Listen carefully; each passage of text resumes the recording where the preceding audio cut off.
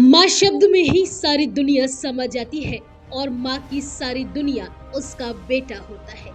लेकिन इस घोर कलयुग में एक ऐसी घटना सामने आई है जिसने माँ और बेटे के रिश्तों को झकझोर कर रख दिया है।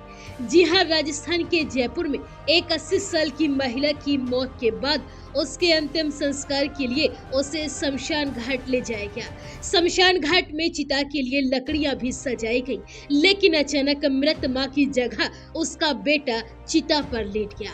मां के प्रति उमड़े प्रेम के लिए नहीं, बल्कि चांदी के एक टुकड़े के लिए, जिसे पाने के लिए कलयुगी बेटे ने अपनी मां का अंतिम संस्कार ही रोक दिया। दरअसल घटना जयपुर ग्रामीण के विराटनगर क्षेत्र की है, जहां लीलों का बास की ठाड़ी में बीते 3 मई दोपहर करीब 12 बजे 80 साल की महिला शीतल रेगर का निधन हो गया। मां के निधन के बाद बेटों ने उनकी अंतिम यात्रा निकाली और नजदीकी शमशान घाट लेकर पहुंचे।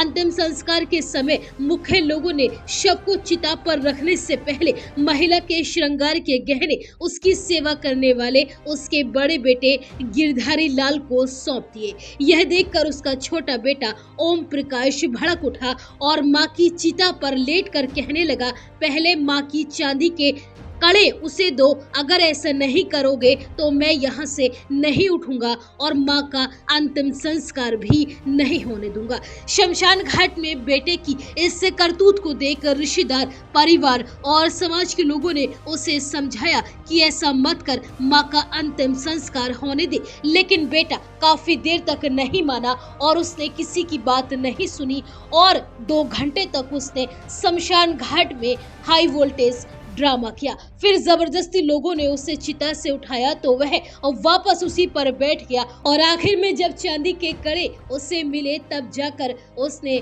मां का अंतिम संस्कार होने दिया। अब दिलों को अंदर तक झकझोर देने वाले इस दृश्य का वीडियो भी सोशल मीडिया पर वायरल हो रहा है।